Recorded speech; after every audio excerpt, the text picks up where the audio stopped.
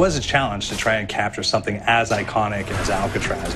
You know about this. This is arguably the most famous prison in the world, and now you're in it. Just the space, the physicality of it, because it's quite claustrophobic.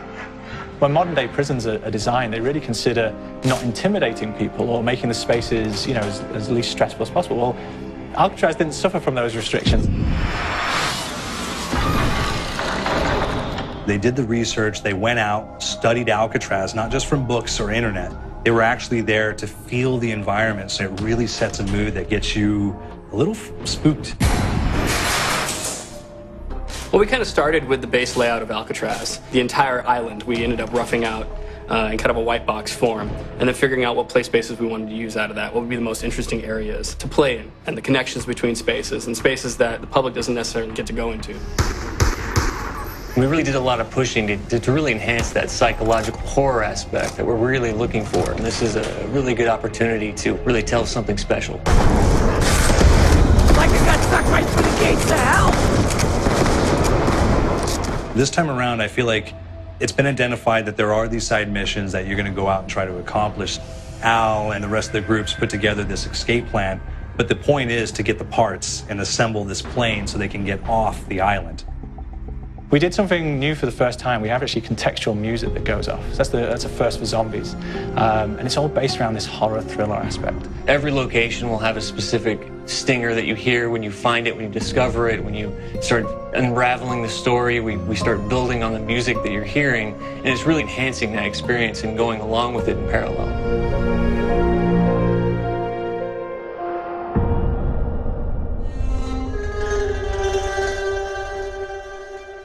Because we wanted to embrace this kind of horror thriller element, we wanted character actors, guys who could really embody someone and then convey emotion. So that's why we went for guys like Ray Liotta, getting in that kind of guy, we wanted the frantic nature. So he plays a character called Billy Handsome, who's this kind of psychopath who would be employed by the mob to kill people in interesting ways.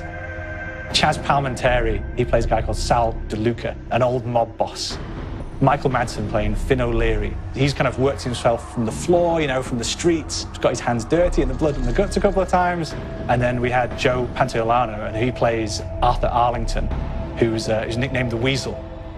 Those guys, they bring a quality and a subtlety and timing that you can't really identify or try to recreate. Bring it on! Dirtbags! You start off in the afterlife mode, and that's just going to be what's going on. You're going to try to solve the mystery from the second you start. Afterlife, to me, brings a new element, like a new puzzle element. It forces me to think a little bit more or look for the clues or kind of think of zombies on a slightly deeper level.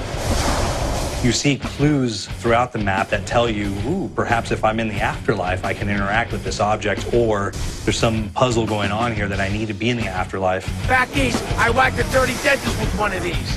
Took forever,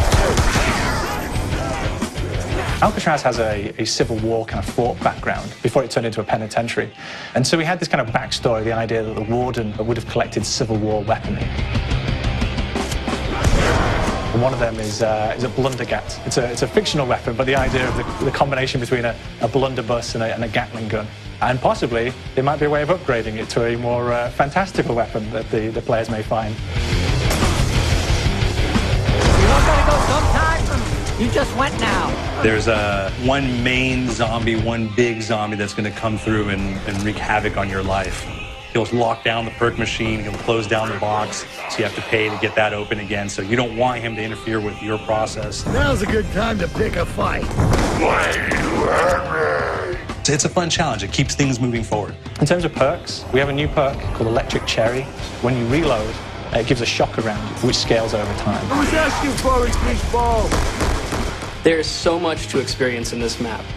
Every time I play it, there's a new tactic to take, a new experience, a new objective to go for. But there's also this layer of things that we aren't exactly exposing to the players right off the bat and will need to be discovered.